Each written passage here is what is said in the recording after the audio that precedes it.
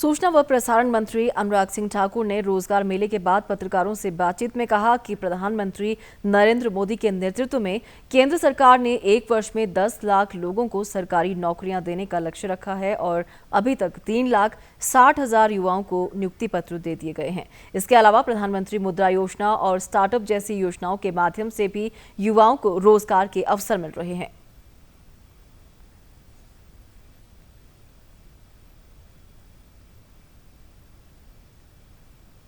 प्रधानमंत्री नरेंद्र मोदी जी ने भारत सरकार के माध्यम से 10 लाख सरकारी नौकरियां एक साल में देने का जो संकल्प लिया है, उस निर्णय के अंतर्गत आज 5वां संस्करण भारत सरकार में नौकरियां देने के नियुक्ति पत्र का था।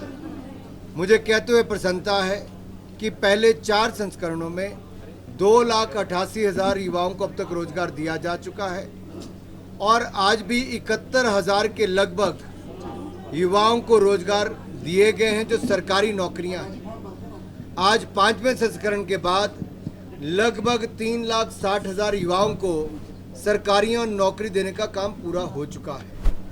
हिमाचल प्रदेश में भी आज हमने 561 युवाओं को विभिन्न मंत्रालयों में सरकारी नौकरियों के लिए नियुक्ति पत्र देने का काम पूरा किया।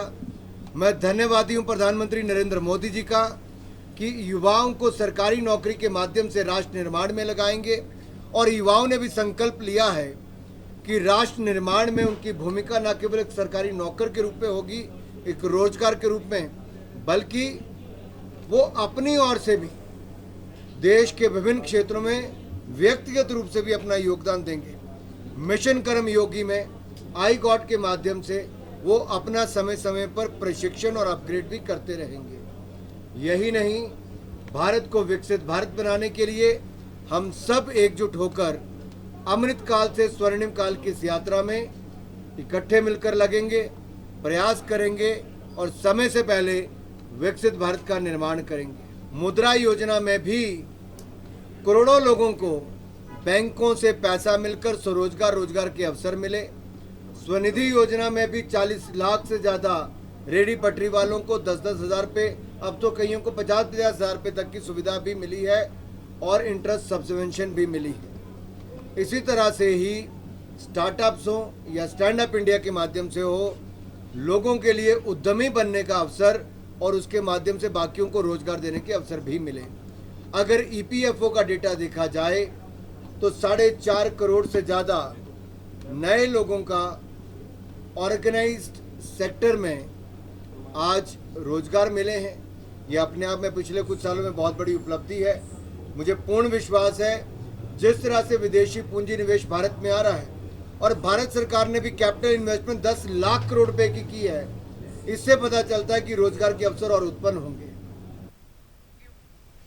अनुराग ठाकुर ने कहा कि केंद्र सरकार ने हिमाचल को बल्क ड्रग पार्क और मेडिकल डिवाइस पार्क सहित कई बड़े संस्थान दिए हैं जिनसे आने वाले समय में हजारों लोगों को रोजगार के अवसर मिलेंगे। उन्होंने कहा कि हिमाचल में 4 लेन सड़कों का जाल बिछाया जा रहा है जिससे आने जाने में सुविधा मिलेगी। अभी तो हम लोगों की जो समस्याएं उनका समाधान करना, क्षेत्र का विकास करना, केंद्र की योजनाओं को धरातल पर पूरी ताकत के साथ लागू करवाना, जैसे बल्क ड्रग पार्क एक बहुत बड़ी देन नरेंद्र मोदी जी की सरकार की हिमाचल के लिए है। 1100 करोड़ रुपया केंद्र सरकार से मिलेगा बल्क ड्रग पार्क बनाने के लिए और हजारों करोड़ रुपए का निवेश मेरे संसदीय क्षेत्र हमीरपुर के जिला ऊना में होगा और इसमें हजारों लोगों को रोजगार के अवसर मिलेंगे। सैकड़ों फैक्ट्रियां यहां पर लगेंगी। ट्रांसपोर्ट से लेकर आपके मैन्युफैक्चरिंग तक बहुत बड़ा योगदान रोजगार के क्षेत्र में होगा। तो ऐसे मोदी जी ने मेडिकल डिवाइस पार्क भी दिया है जो सुरेश कश्यप जी के लोकसभा क्षेत्र में बद्दी नालागढ़ में लग रहा है। उसमें भी सैकड़ों लोगों को रोजगार के अवसर मिलेंगे, हजारों करोड़ का निवेश आएगा। ये अपने आप में प्रयास है मोदी सरकार का। कीरतपुर से नेरचौक की सड़क और फिर नेरचौक से लेके मनाली तक का 4 लेन, ये अपने आप में क्रांतिकारी है। मटौर से लेके हमीरपुर, बिलासपुर और शिमला का 4 लेन हाईवे, फिर नूरपुर से मटौर और मंडी का 4 लेन हाईवे, परवाणु से लेके शिमला का 4 लेन हाईवे। ये सड़क का डिस्टेंस भी कम करेगा, आपका समय भी कम लगेगा आपका पेट्रोल डीजल भी कम खर्च होगा, प्रदूषण भी कम होगा और कम समय में एक राहत भरा सफ़र भी हम सब के लिए उपलब्ध होगा।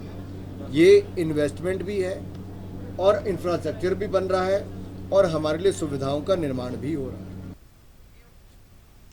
सूचना व प्रसारण मंत्री ने विपक्षी दलों की आलोचना करते हुए कहा कि पिछले चुनावों में भी कई दल एक साथ भाजपा के खिलाफ खड़े हुए थे, लेकिन देश की जनता ने सभी को नकारा। उन्होंने कहा कि विपक्ष के पास आज ना कोई मुद्दा है, न नीति और न ही उनकी नीयत अच्छी है।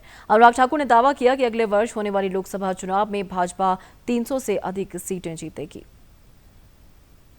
ये राजनीतिक दल जिनके अधिकतर नेता भ्रष्टाचार में डूबे हुए घिरे हुए हैं, उन्होंने पहले भी महागठबंधन बनाने का काम किया था, लेकिन कहीं काम नहीं आया। लोगों ने उनको नकारा है, उनके भ्रष्टाचार के चलते, उनकी नीतियों के चलते।